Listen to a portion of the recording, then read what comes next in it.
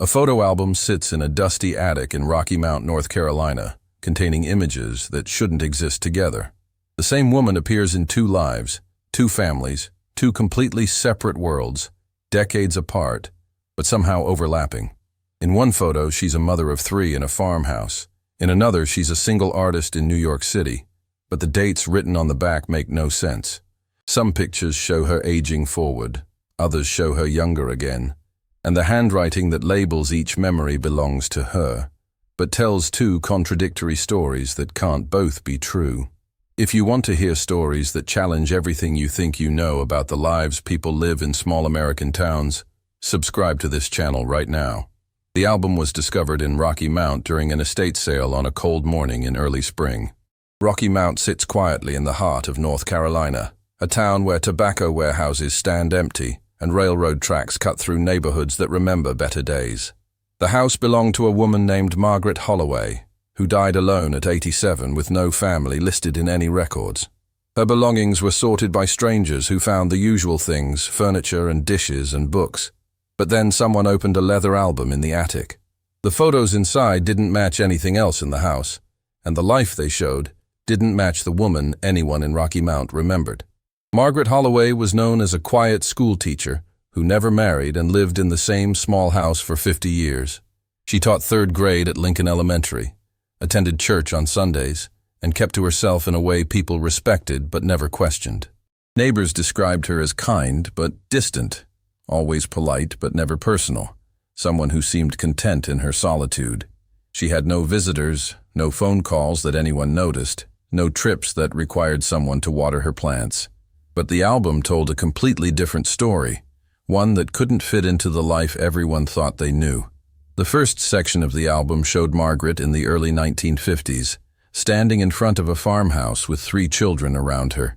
The children were labeled in her handwriting with names, James, Sarah, and Thomas, and the photos showed birthday parties and Christmas mornings and summer days by a lake. Margaret looked happy in these pictures, her arm around a tall man who appeared to be her husband, their life clearly rooted in family and routine. The farmhouse had a porch swing and chickens in the yard, and the background showed fields that stretched toward distant trees. But Rocky Mount had no record of Margaret ever being married, no record of children, no farmhouse in her history at all. The second section showed a completely different Margaret living in New York City during the same time period. In these photos, she wore dark clothing and stood in art galleries, her hair cut short, and her expressions serious and focused. She was labeled as an artist, her name written beside paintings that hung in small downtown spaces, her life apparently solitary and creative. The photos showed her in a tiny apartment with paint-stained floors, at openings where she held wine glasses and spoke with strangers, alone, but not lonely. The dates written on these pictures overlapped exactly with the dates from the farmhouse photos, as if she'd been living both lives simultaneously, but that was only the beginning. The third section of the album contained photos that made even less sense than the first two. Margaret appeared in both lives at once, the farmhouse and the city, but now the images were mixed together on the same pages. One photo showed her with her children in North Carolina, dated 1953, and directly beside it was a photo of her at an art show in Manhattan, dated the same month and year.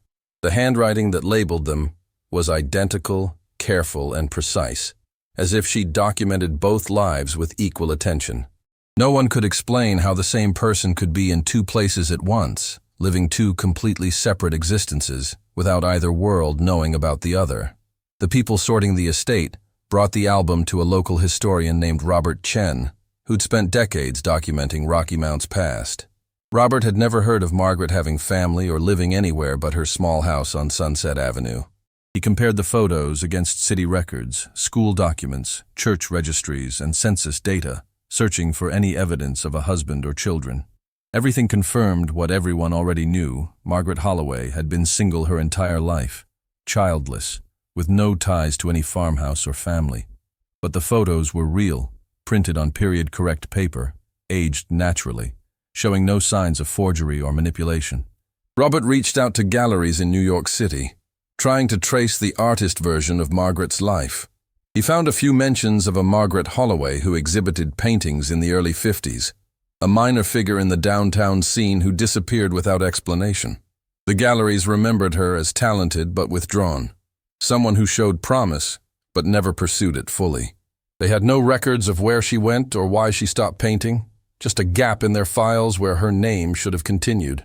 The timeline matched the photos exactly, but it also matched the timeline of her teaching career in Rocky Mount, two lives existing in parallel with no logical way to reconcile them. The fourth section of the album showed Margaret aging in both lives, moving through the 1960s and 70s with the same impossible overlap. In the farmhouse photos, her children grew into teenagers and then adults, and she stood beside her husband at graduations and weddings.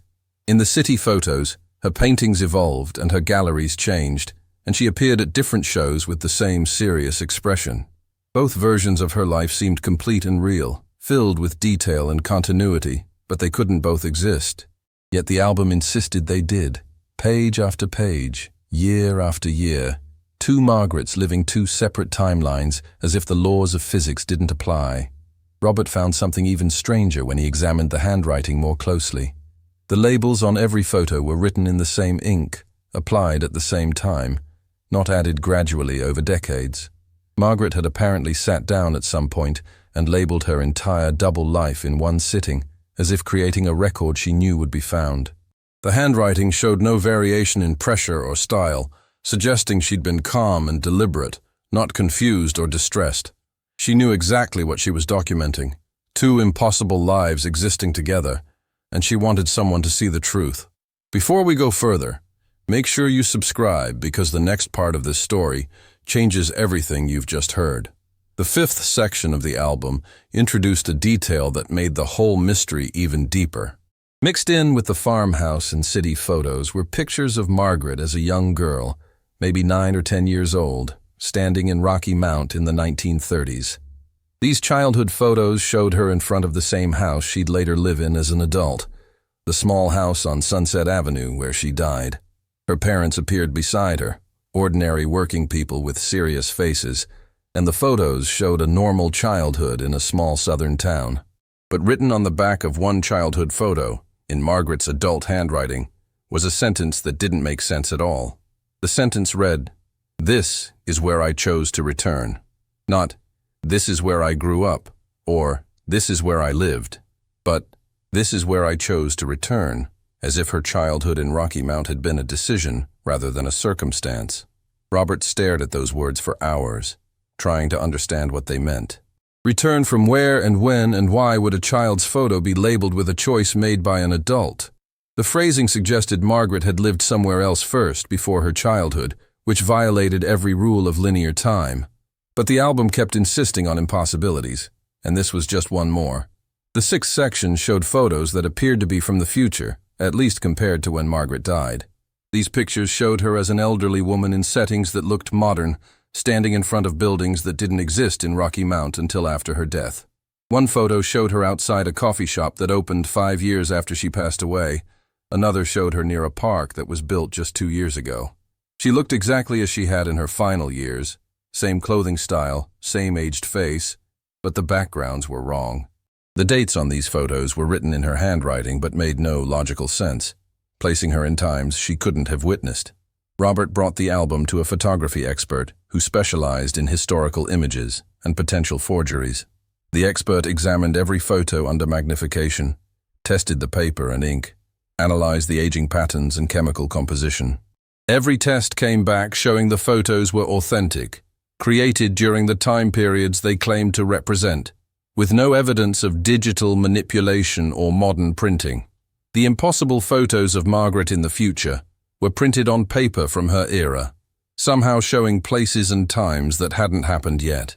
The expert had no explanation, only confirmation that the album was real, even though its contents were impossible. The people who knew Margaret in Rocky Mount were interviewed about her life and habits. Everyone agreed she'd been exactly what she appeared to be, a quiet teacher who lived simply and alone. No one ever saw her leave town for extended periods. No one knew of secret trips or hidden relationships. She attended school events and church services with perfect regularity, never missing a day that anyone could recall. Her life had been transparent and unremarkable, the kind of existence that small towns understand and rarely question. But the album suggested that transparency had been a carefully maintained illusion, and her real life existed somewhere else entirely. Robert discovered that Margaret had kept detailed journals, boxes of them stored in her basement. The journals covered her entire adult life, daily entries written in the same careful handwriting as the photo labels. But when he read them, he found something disturbing. The journals only described her life as a schoolteacher in Rocky Mount. There was no mention of a husband or children, no reference to New York or art galleries, no acknowledgement of the double life shown in the album.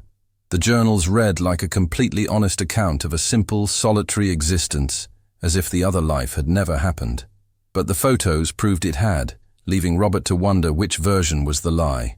The seventh section of the album contained newspaper clippings, carefully preserved between the pages. The clippings came from two different sources, Rocky Mount papers and New York papers, spanning the same decades. The Rocky Mount clippings mentioned Margaret occasionally, small references to school events or church activities, confirming her presence in the town.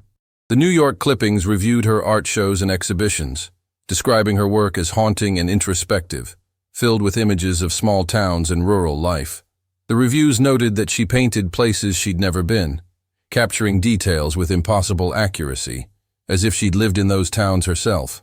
One art review from 1958 described a painting Margaret had exhibited called The House on Sunset Avenue. The review said the painting showed a small home in a southern town with such specific detail that it felt like a memory rather than imagination. The reviewer noted the street number visible on the mailbox, the exact shape of the porch railing, the particular way light hit the windows at dawn. Robert realized the painting depicted Margaret's actual house in Rocky Mount, the place where she supposedly lived while simultaneously living in New York. She'd been painting her own home from hundreds of miles away, creating art based on a life she was already living, or maybe a life she was remembering from another timeline. The eighth section showed photos of Margaret's husband and children aging without her. These pictures appeared later in the farmhouse sequence, showing the family continuing through the decades, while Margaret was absent from the images. Her husband grew old, her children had families of their own, and the farmhouse remained, but Margaret wasn't there anymore. The dates suggested she'd disappeared from that life in the early 60s, just stopped being part of that family without explanation. Robert searched for records of the family, using the names and details from the photos, but found nothing.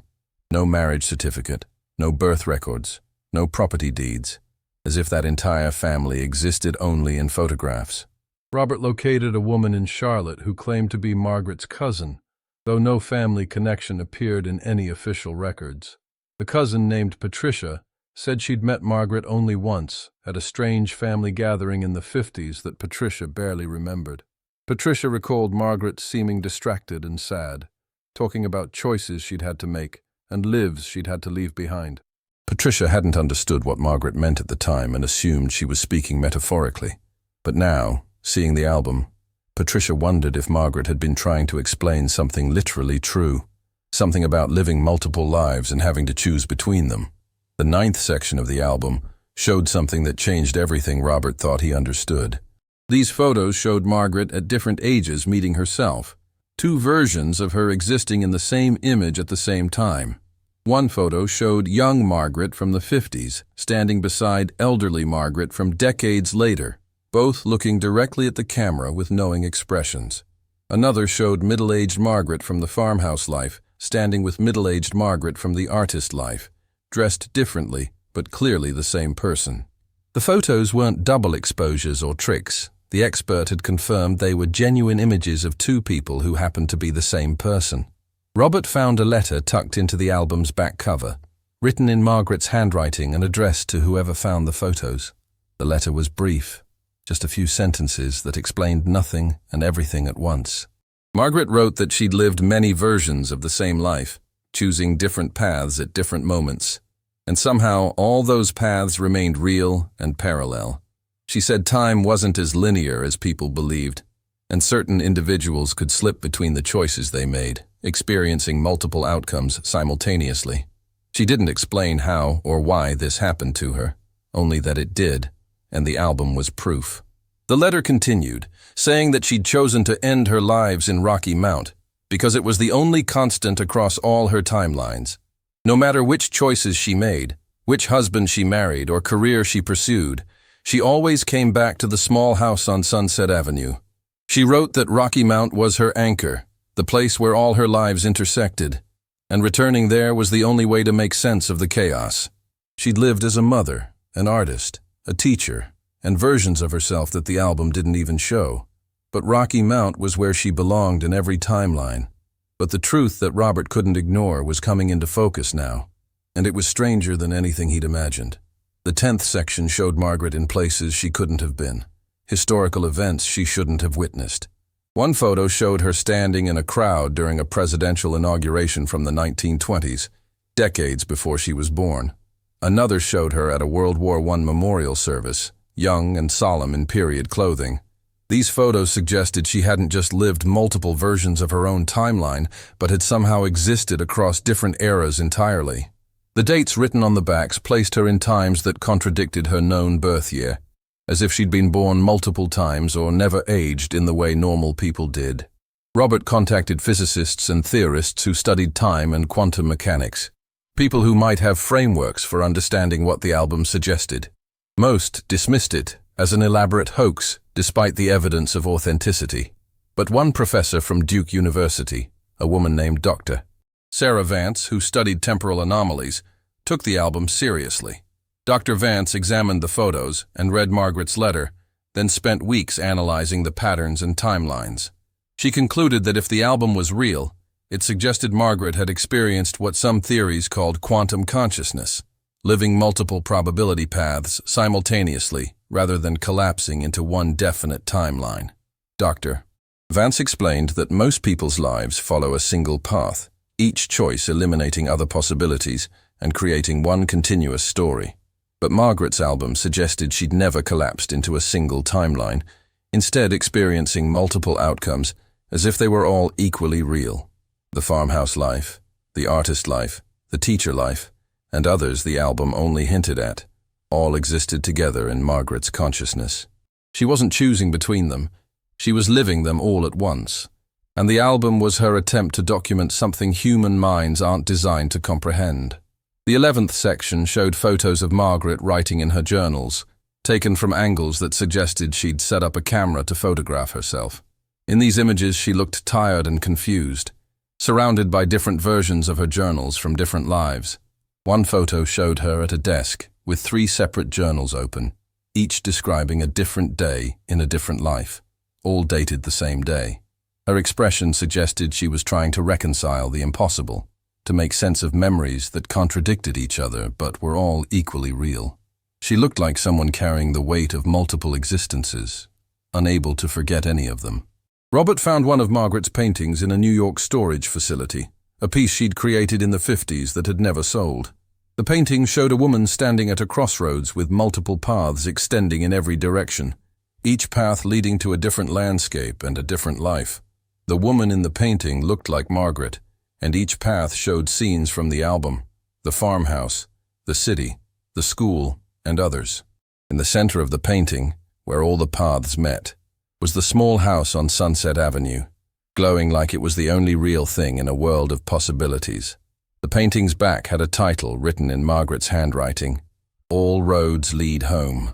Beneath the title was a date that didn't match when the painting was created, a date from 20 years in the future.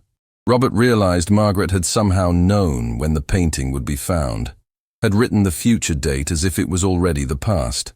The painting felt less like art and more like a map, showing how her different lives connected and where they all ultimately led. Rocky Mount wasn't just where she ended, it was where all her timelines converged, the single point in space and time that existed in every version of her life. The 12th section of the album showed Margaret's final days in all her different lives, each timeline reaching its conclusion around the same time. In the farmhouse photos, elderly Margaret sat on a porch alone, her family grown and gone, her husband already passed away. In the city photos, she stood in an empty gallery. Her art career ended, her apartment packed in boxes. In the Rocky Mount photos, she sat in her small house on Sunset Avenue, grading papers for the last time. All three versions of her looked tired but peaceful, as if they'd all decided to stop fighting the multiplicity and accept the end. Robert discovered that Margaret had died on the same day in all three timelines, or at least that's what the album suggested. The final photos in each section were dated identically, showing her in different places but at the same moment, all three versions of her reaching the same conclusion. There was no record of her death in New York or at any farmhouse, only the death certificate from Rocky Mount that everyone already knew about. But the album insisted she died 3 times, in 3 different lives, all collapsing into one final moment when she stopped existing in any timeline. The 13th section was the strangest of all, showing photos taken after Margaret's death. These pictures showed her house empty, the estate sale in progress, strangers sorting through her belongings. But in the background of several photos, barely visible in mirrors and windows, was Margaret's reflection watching the scene. She appeared young in these reflections, maybe 30 years old, observing her own death and the dispersal of her possessions with a calm, knowing expression. The photos were taken by the estate sale company as documentation, but no one had noticed Margaret's ghost or echo or whatever she was until Robert examined them closely. Dr. Mice. Vance suggested that Margaret might not have died in the traditional sense, but rather stopped maintaining the illusion of a single timeline. Maybe she'd finally let go of trying to live multiple lives simultaneously and merged back into whatever quantum state she'd originally come from. The album might be the only evidence that she'd ever forced herself into linear time at all, a record of someone who shouldn't have existed in the way normal people exist. The reflection in the estate sale photos could be Margaret unstuck from time entirely, no longer bound to any specific age or moment. Robert visited Margaret's grave in Rocky Mount's oldest cemetery, a simple stone with her name and dates. But when he arrived, he found something impossible: fresh flowers on the grave that hadn't been there the day before. The flowers were wildflowers from the surrounding fields, arranged carefully in a pattern that matched a photo from the album. No one in town had claimed to leave them, and the cemetery had no record of anyone visiting Margaret's grave in years. The flowers appeared weekly after that, always fresh, always arranged in patterns from different photos in the album, as if someone was marking the memories Margaret had documented. Subscribe now, because what happens next reveals the truth behind everything you've heard so far. The 14th section showed photos that appeared to be instructions, images of Margaret pointing at specific locations in Rocky Mount. She stood in front of the courthouse, the old train station, the elementary school, and her house, always pointing at exact spots, as if marking coordinates. Robert realized these might be locations where her different timelines intersected, places where the barriers between her lives were thinnest. He visited each location and found small details that matched the album: scratches on walls, marks on floors, signs that someone had been trying to anchor themselves to specific points in space. At the elementary school where Margaret taught, Robert found her old classroom preserved exactly as she'd left it. The school had kept it as a memorial, though no one could explain why they'd decided to do that. On the wall was a map Margaret had drawn, showing Rocky Mount with several locations circled in red. The circled locations matched the places she'd pointed to in the album photos, creating a pattern across the town. Robert traced the pattern and realized it formed a shape, almost like a star or a symbol, connecting points where Margaret's different lives might have touched reality simultaneously. The 15th section contained photos of other people who looked confused and displaced. Strangers Margaret had apparently photographed over the years. Each person appeared multiple times in different contexts that didn't match, similar to Margaret's own double life, but less extensive. A man appeared as both a farmer and a banker. A woman appeared as both a nurse and a mechanic. Children appeared at different ages in the same year. Margaret had been documenting others like her, people who existed in multiple timelines, collecting evidence that she wasn't alone in her quantum existence. Robert tracked down some of these people using the details visible in the photos, though most had died decades ago. But he found one woman, now in her 90s, who remembered meeting Margaret in the 60s. The woman, named Helen, said Margaret had approached her in a diner and told her she wasn't crazy, that the memories of multiple lives were real. Helen had been struggling with contradictory memories her whole life, recalling things that never happened according to everyone else. Margaret told her that some people lived in more than one timeline, and the confusion was normal, and Helen should document everything before she forgot which life was supposed to be real. Helen had kept her own album, smaller than Margaret's, but following the same pattern. Her photos showed two versions of her life, one in Rocky Mount and one in Virginia, both existing simultaneously for decades. She said she'd never understood how it was possible until Margaret explained that time wasn't a line but a field of possibilities, and some people never collapsed into just one choice. Helen had chosen to live primarily in her Rocky Mount life, letting the other timeline fade, but she never forgot it completely. She said Margaret had helped her make peace with the multiplicity, and she'd been grateful ever since. The 16th section of Margaret's album showed pages that were blank except for dates written at the top. These dates extended into the future, beyond Margaret's death, suggesting she'd planned to continue documenting her lives even after she died. Or maybe she had continued, and these blank pages were waiting for photos that existed in a timeline Robert couldn't access. The dates went forward year by year, reaching all the way to the present day, as if Margaret was still out there somewhere, still living and documenting, just not in a way visible to normal linear time. Robert began experiencing strange memories himself, recollections of conversations with Margaret that never happened according to any record. He remembered discussing the album with her, even though she died before it was found. He remembered her explaining how the timelines worked, showing him photos that weren't in the album when he checked. The memories felt completely real but couldn't be, and he wondered if studying Margaret's life so intensely had somehow pulled him into her quantum existence. Dr. Vance warned him that focusing too much on temporal anomalies could destabilize his own timeline, making him susceptible to the same multiplicity Margaret experienced. The 17th section showed photos of Rocky Mount itself changing across different timelines. The same streets appeared with different buildings. The same intersections had different traffic patterns. The same houses belonged to different families. Margaret had documented not just her own multiple lives, but the multiple versions of the town itself, showing that Rocky Mount existed in several states simultaneously. Some versions showed the town thriving, others showed it declining, others showed it transformed into something completely different. But the small house on Sunset Avenue appeared in every version. Always the same. Always Margaret's anchor. Robert found property records showing that Margaret's house had existed since the 1800s, far older than anyone realized. The house had passed through dozens of owners, but in every transfer, someone named Margaret had lived there at some point. Different Margarets, different decades, different lives, but always someone with that name occupying the small house. It was as if the house itself existed outside normal time, and Margaret in all her versions was drawn to it across different eras. The house wasn't just her home. It was the only constant in an existence that spanned multiple timelines and possibly multiple centuries. The 18th section contained photos of Margaret as a child in several different time periods, not just the 1930s.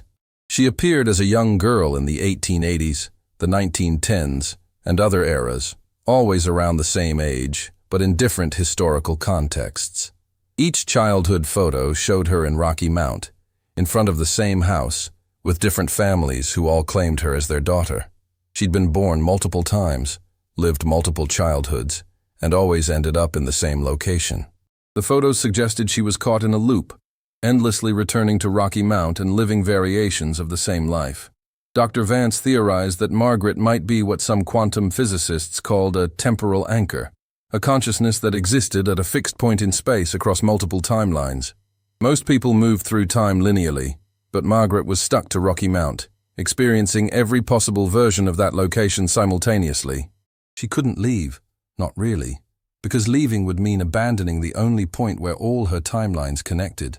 Every time she tried to build a life elsewhere, like in New York or at the farmhouse, that timeline would eventually collapse, and she'd find herself back in Rocky Mount, starting over.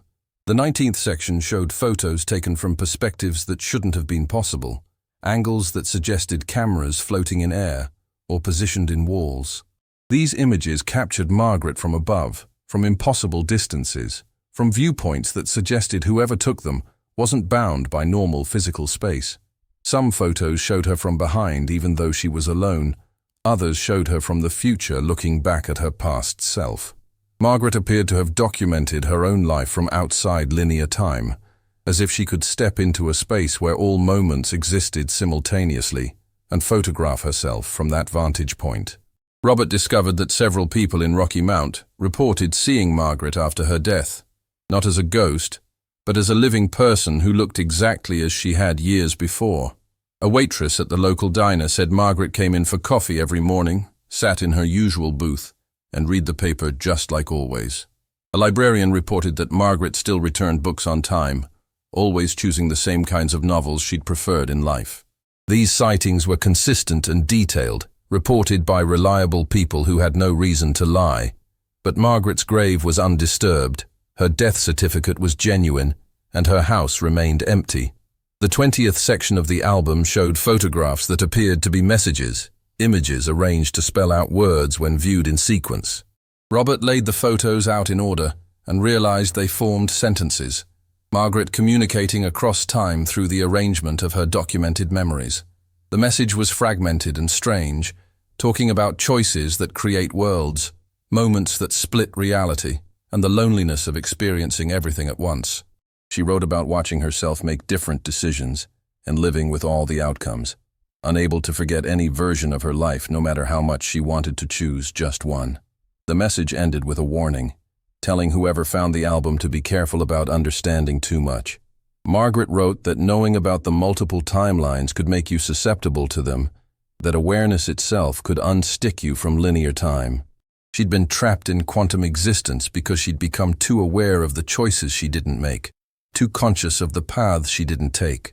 The more she thought about her alternate lives, the more real they became, until she was living all of them simultaneously with no way to collapse back into a single timeline. But the real revelation was still coming, hidden in the album's final pages. The 21st section showed photos of Robert himself, taken decades before he was born. The images showed him as a young man in the 1940s, walking through Rocky Mount, talking with people who'd been dead for generations. He appeared in multiple photos across different years, always the same age, always in the background of Margaret's life. In some photos, he stood beside her. In others, he watched her from a distance. But he was clearly there, existing in her past, despite being born 50 years too late. Robert felt his memories shifting as he looked at the photos, recollections of lives he'd never lived flooding into his consciousness. He remembered being in Rocky Mount in the 40s, meeting Margaret when they were both young, discussing the strange feeling that they'd lived before and would live again. He remembered promising to help her document everything, to make sure someone understood what was happening to people like them. But he also remembered his normal life, being born in the 70s, growing up in a world where Margaret was just a name in old records. Both memories were equally real, equally vivid, and he couldn't tell which one was true. Dr. Vance examined the photos of Robert and confirmed they were authentic, taken during the time periods they claimed to show. She suggested that Robert might be experiencing temporal echo, where studying Margaret's quantum existence had created a resonance that pulled him into her timeline. Or maybe he'd always been part of her story, existing across multiple eras just like she did, and finding the album had simply awakened memories he'd forgotten. Either way, he was no longer safely observing Margaret's mystery from the outside. He was becoming part of it. The 22nd section showed photos of the album itself being created, Margaret sitting at a table arranging photos and writing labels. But in these images, Robert appeared beside her, helping her organize the pictures, discussing which lives to include and which to leave out. They appeared to be collaborators, both aware of the temporal anomaly they were experiencing, both trying to leave a record for a future that might understand. Robert had no memory of these moments, at least not in his linear timeline, but the photos insisted they'd happened. Robert found a second letter in the album, this one addressed to him specifically by name. Margaret had written it knowing he would find the album, knowing he would become part of the mystery, knowing he'd experienced the same quantum splitting she'd lived with her whole life. She apologized for pulling him into it, but said he'd volunteered, that in another timeline they'd made this choice together. She wrote that some people were meant to exist across multiple realities, documenting the truth about time for others, who only experienced it linearly. The letter explained that Rocky Mount was special, a location where the barriers between timelines were naturally thin. Something about the town's position, its history, its energy, made it easier for quantum consciousness to manifest there. Margaret had been drawn to it across all her lives, because it was the only place she could exist fully, where all her timelines could anchor. And Robert was there for the same reason, whether he realized it yet or not. He was becoming unstuck from linear time, and Rocky Mount would be his anchor, just as it had been hers. The 23rd section showed photos of other people Robert recognized from his own life, friends and family members appearing in Margaret's timeline decades before they were born. His mother appeared in a photo from the 50s. His childhood friend stood in a crowd from the 30s. People he knew existed in Margaret's past as if they too were living multiple timelines.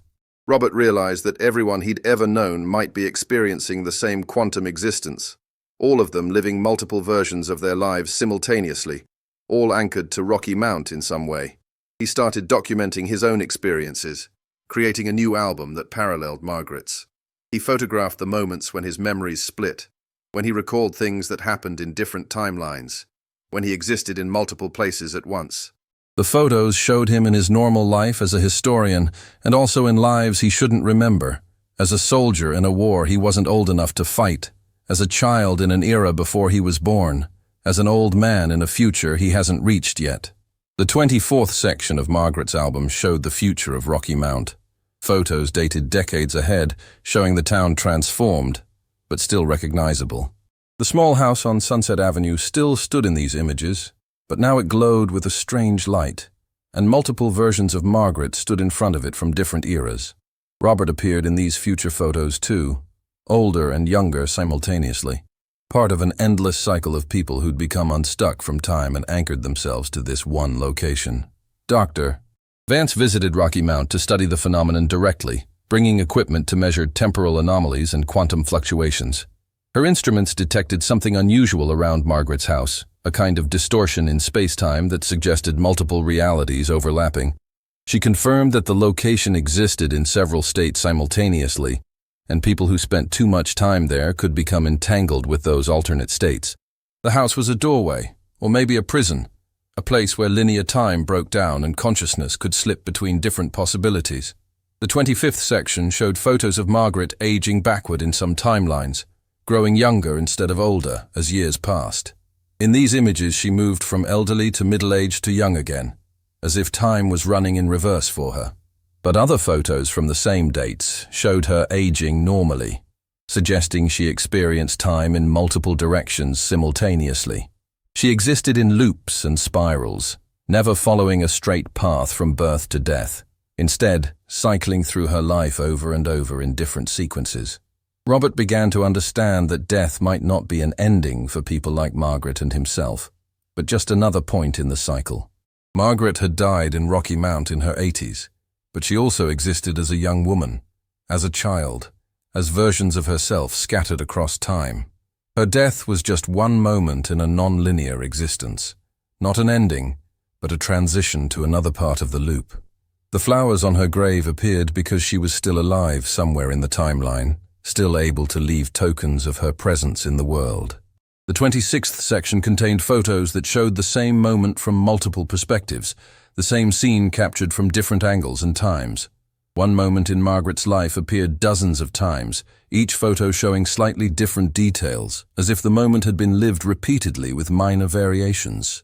Robert realized these weren't just different photographs of the same event, but documentation of the same moment existing in multiple timelines, each version slightly altered by different choices and circumstances. He found a journal entry from Margaret describing the experience of living the same moment over and over in different ways. She wrote about breakfast on a specific morning in 1957, eating eggs in the farmhouse in one timeline, having coffee in New York in another, grading papers in Rocky Mount in a third. She experienced all three breakfasts simultaneously, tasting all the food, feeling all the emotions, existing in all three places at once.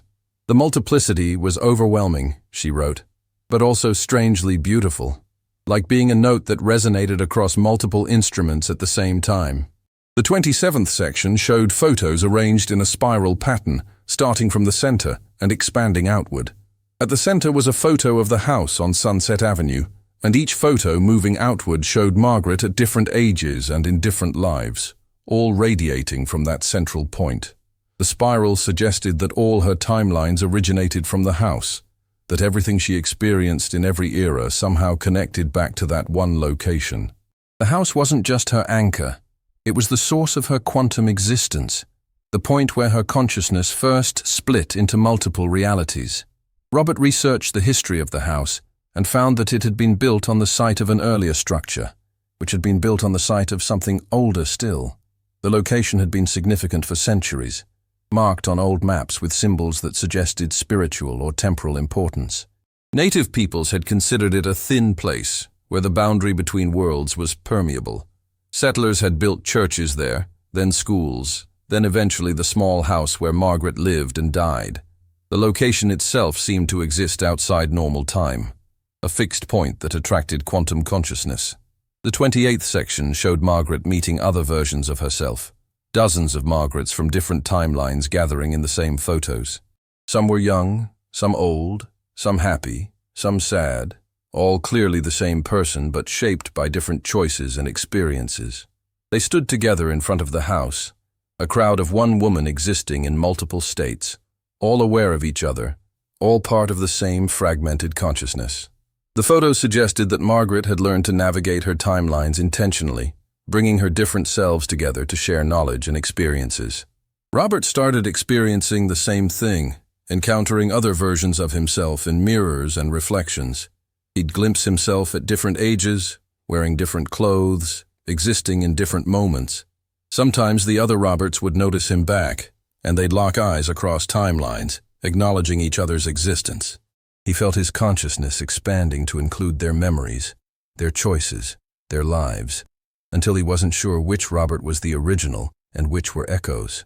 The 29th section contained photos labeled The Gathering, showing dozens of people in front of Margaret's house from different eras and timelines. All of them appeared to be people like Margaret and Robert, quantum consciousnesses who'd become unstuck from linear time and anchored to Rocky Mount.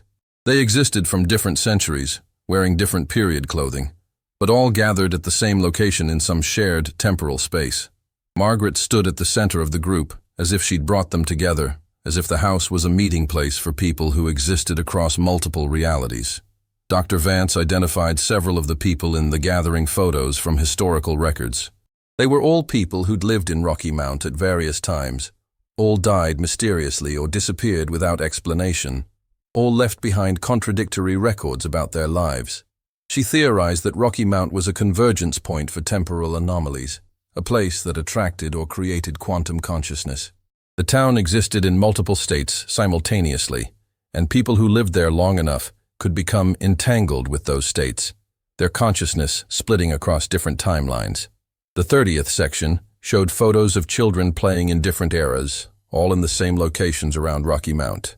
The children appeared to be the same individuals existing across different time periods, playing the same games, using the same hiding spots, living parallel childhoods separated by decades. Margaret had documented them carefully, noting their names and the years they existed, creating a record of how quantum consciousness manifested in young people who didn't yet understand what was happening to them. Robert realized that he'd been one of those children, that his own childhood memories included moments that happened in different eras. He remembered playing in Rocky Mount in the 40s, the 60s, the 90s, all with the same sense of presence and reality. His consciousness had been split since birth, experiencing multiple timelines simultaneously, but he dismissed the conflicting memories as imagination or dreams. Margaret had known, had documented his presence across different eras, had waited for him to grow up and understand what he was. Subscribe to this channel so you never miss these stories that exist between the cracks of time itself. The 31st section showed photos of significant historical events in Rocky Mount, but with details that contradicted official records.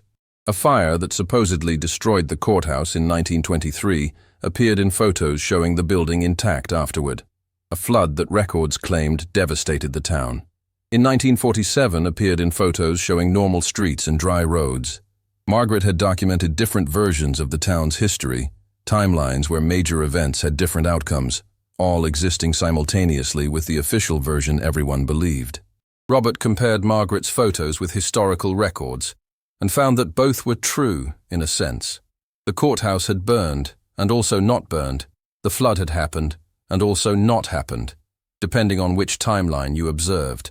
Rocky Mount's history existed in multiple states, and the official records only captured one version. Margaret had seen all the versions, lived through all the different outcomes, and documented them as evidence that history itself was fluid and multiple. The 30-second section contained photos that appeared to be instruction manuals, showing how to navigate between timelines intentionally. Margaret demonstrated techniques in the images, standing in specific locations at specific times, holding objects that seemed to act as anchors or keys.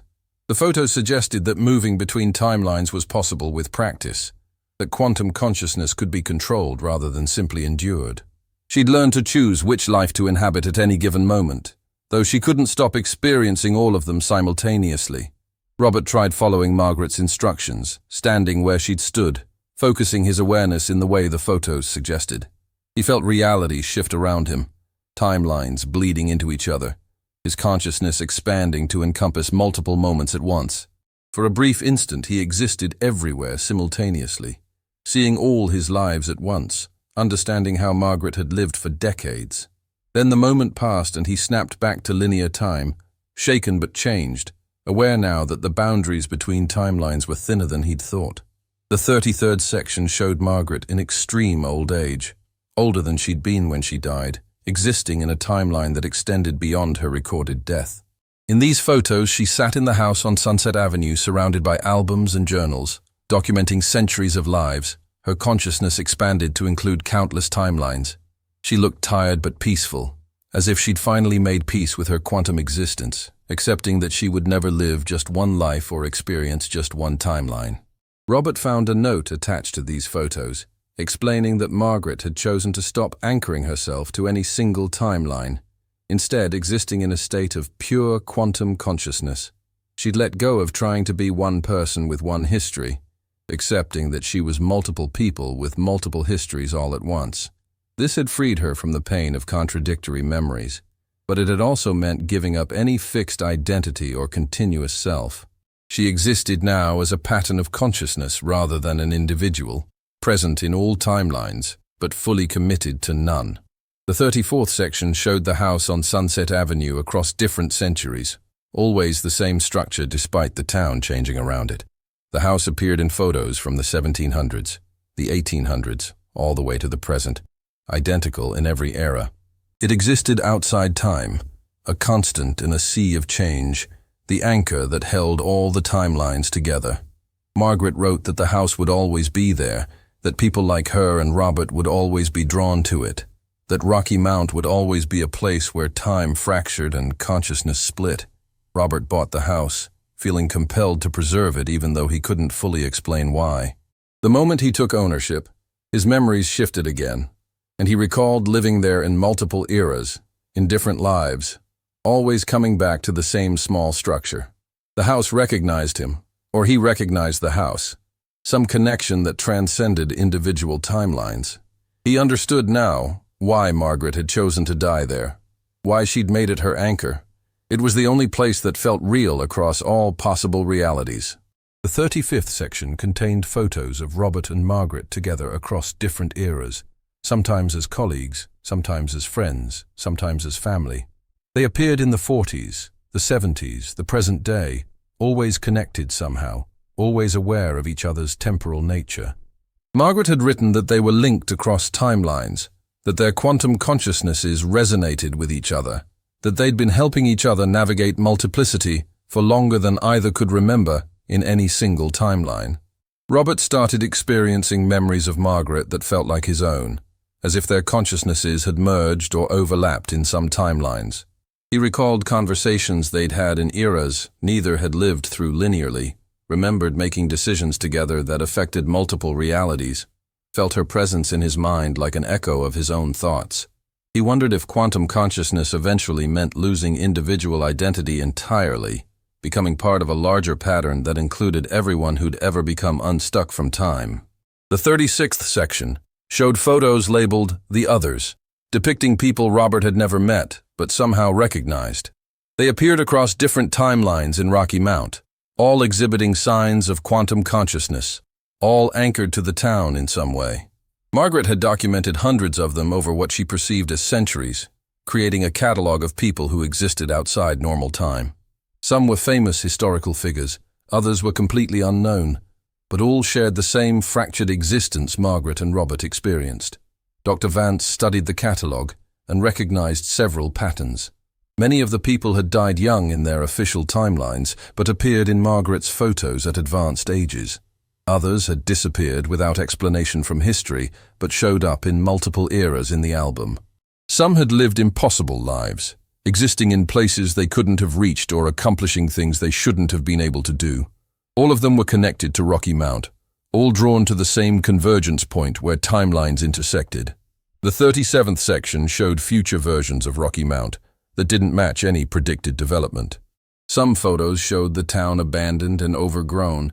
Others showed it transformed into a massive city. Others showed it physically altered in impossible ways.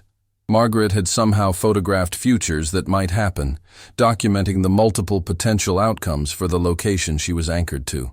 The photos were dated decades and centuries ahead, suggesting she could perceive time extending in all directions, past and future equally accessible to her fragmented consciousness. Robert realized that if he stayed in Rocky Mount, he would eventually see all these futures himself, his consciousness expanding to include timelines that hadn't happened yet in linear time. The thought was terrifying and exhilarating, the possibility of witnessing everything that might ever occur in this one location. But it also meant giving up any chance of living a normal, linear life, accepting that he would experience countless versions of reality simultaneously until his identity dissolved into pure temporal awareness. The 38th section contained photos that were completely black except for small points of light, like stars in a void. Margaret had written that these represented timelines she couldn't access or understand. Realities so different from the ones she knew that they appeared as darkness to her perception. She suggested that quantum consciousness had limits, that even people who could experience multiple timelines couldn't experience all possible timelines. There were versions of reality beyond her reach, choices that led to places she couldn't follow, darkness at the edges of the multiverse. Robert found this oddly comforting, the idea that even infinite possibility had boundaries. He didn't have to experience everything, couldn't experience everything, even if his consciousness continued to fragment and expand. There would always be timelines he didn't live, choices he didn't make, versions of himself he'd never know. The darkness in Margaret's photos reminded him that some mysteries remained mysteries even to people who lived outside linear time. The 39th section showed photos of Margaret slowly fading from images, becoming transparent and ghost-like across different timelines. She appeared solid in earlier photos but increasingly ethereal in later ones, as if her connection to physical reality was weakening. The photos suggested that quantum consciousness eventually meant leaving the material world entirely, becoming pure awareness without physical form. Margaret was transitioning from someone who existed in multiple timelines to someone who existed beyond time altogether. Robert started noticing the same thing happening to himself, moments when his reflection looked transparent, or when people seemed to look through him without seeing. His physical presence was becoming unstable, his consciousness expanding beyond the limits of any single body or moment. He understood now that Margaret's death hadn't been an ending but a transition, her consciousness finally letting go of physical anchoring and dispersing across all possible timelines simultaneously. The 40th section showed the album itself appearing in different eras, discovered and rediscovered by different people across multiple timelines. Robert saw himself finding it, but also saw others finding it in different decades, different centuries, all drawn to the same evidence of quantum existence. The album existed in multiple states, found and lost and found again, always revealing the same truth about time and consciousness to whoever was ready to understand. He realized that he was meant to add to the album, to continue Margaret's documentation for future finders in timelines he couldn't yet perceive. The album was never finished, always growing across different realities, each person who became unstuck from time adding their own photos and evidence. It was a collective record of quantum consciousness, spanning all the people who'd ever experienced temporal multiplicity in Rocky Mount. The 41st section contained photos of moments Robert hadn't experienced yet in his linear timeline, showing him in future years, adding pictures to the album. He appeared older in some, younger in others, existing in different states across different timelines, all working on the same project Margaret had started. The photos showed him meeting people like himself and Margaret, documenting their stories, preserving evidence of lives that existed outside normal causality. Dr. Vance appeared in some of these future photos too, her own consciousness beginning to fracture from studying temporal anomalies too closely. She stood beside Robert and other versions of Margaret, all of them aware of their quantum nature, all anchored to Rocky Mount, all contributing to the endless documentation of their impossible existence. The album was becoming a beacon, attracting quantum consciousnesses across all timelines, showing them they weren't alone in their fragmentation. The 42nd section showed photos labeled The Choice, depicting moments when Margaret decided to embrace her quantum existence rather than fight it. In these images, she looked peaceful and resolved, no longer struggling to maintain a single identity or timeline. She'd chosen to let herself fragment completely, to experience all possible versions of her life simultaneously without trying to privilege one over the others. It was a kind of enlightenment, an acceptance of multiplicity as the true nature of consciousness. Robert stood at the same choice now, able to return to linear time if he fought hard enough, or surrender to the quantum fracture and become like Margaret. Returning to normal time meant forgetting most of what he'd learned, dismissing the album as a mystery he couldn't solve, living out his remaining years in ignorance of his true nature.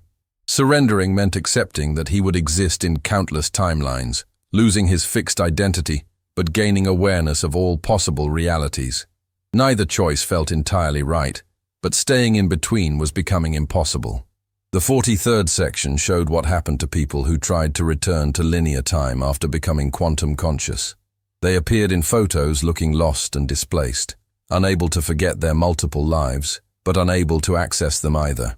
They existed in a painful liminal state, aware of the multiplicity but trapped in a single timeline, haunted by memories of lives they could no longer live.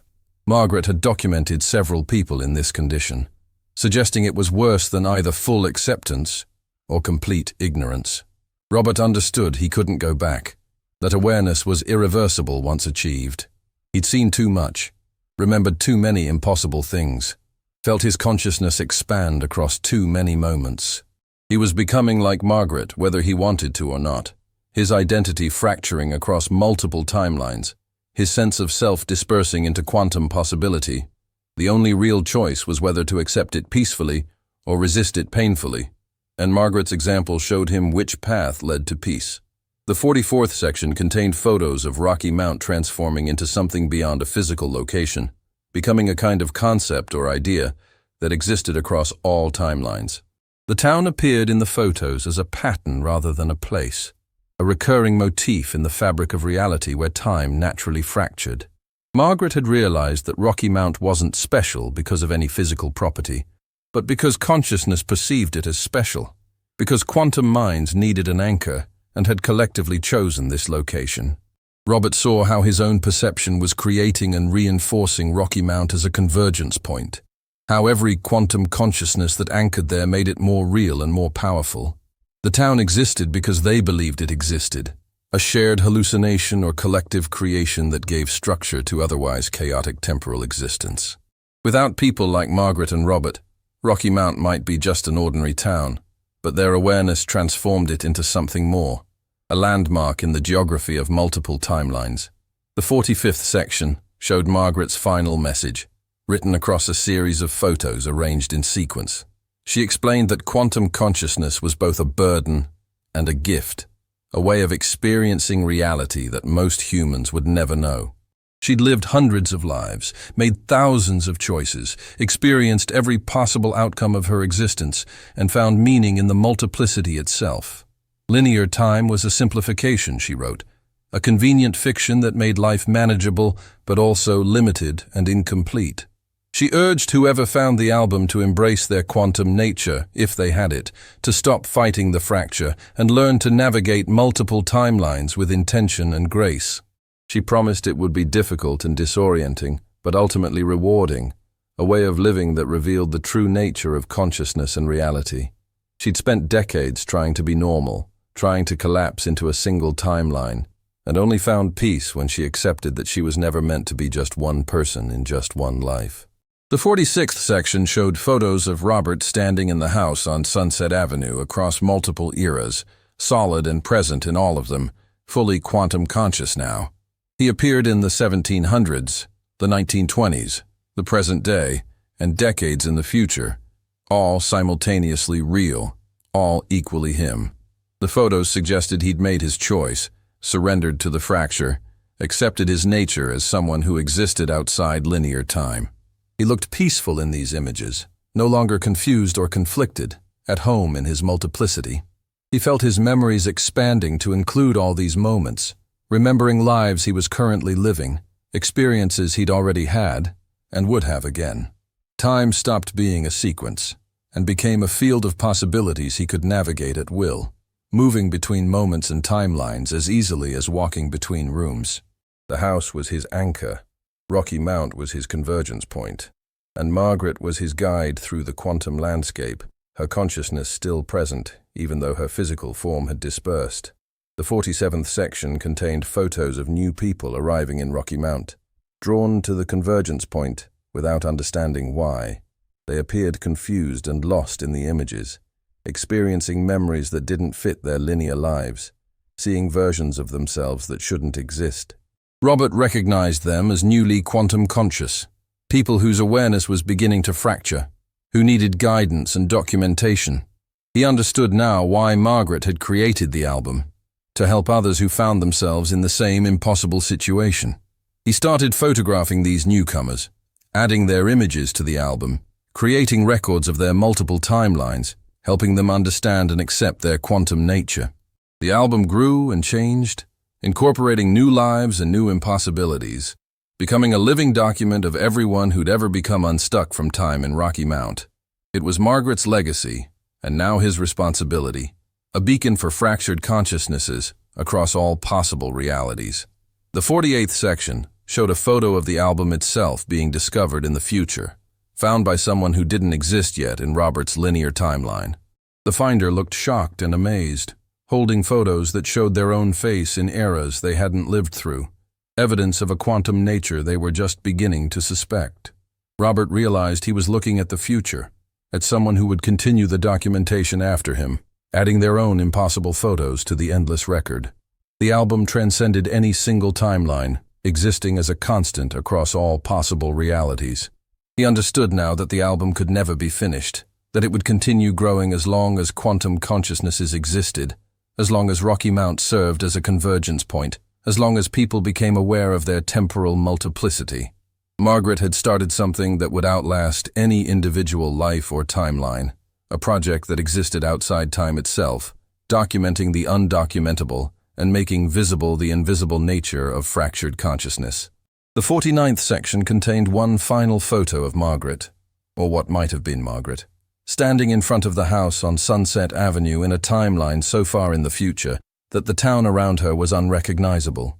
She appeared young again, maybe 30 years old, as if she'd cycled back through her ages and started over. She held the album in her hands, looking directly at the camera, with an expression of infinite knowing and infinite peace. The photo suggested she would always be there, in every era, in every timeline, forever documenting and forever guiding those who became like her. Robert felt her presence, even though she was physically gone, her consciousness woven into the fabric of Rocky Mount itself, accessible to anyone who became quantum conscious in that location. She wasn't dead, not really, just dispersed across all possible moments, existing everywhere and nowhere simultaneously. The album was her body now, the physical anchor for a consciousness that had outgrown any single form or timeline. She would exist as long as people continued to find the album, to see the impossible photos, to understand that reality was far stranger and more multiple than linear time suggested. In the final photo of the album, Robert appeared standing beside Margaret in that distant future, both of them young and old simultaneously, both anchored and free, both individual and collective. They stood in front of the house that existed in all eras, holding an album that contained all their lives, surrounded by others, like them, who'd found their way to Rocky Mount across countless timelines. The photo was dated thousands of years in the future, suggesting this convergence would continue indefinitely. Quantum consciousnesses gathering at this single point across all of time. The album was proof that some people never lived just one life, never experienced just one timeline, never collapsed into the simple story that linear time demanded, and Rocky Mount would forever be the place where those impossible lives could finally be seen and understood and documented for whoever came next. The mystery doesn't end when you understand it. It only deepens into infinite timelines. So subscribe to this channel now because the next impossible story is already waiting in another version of reality.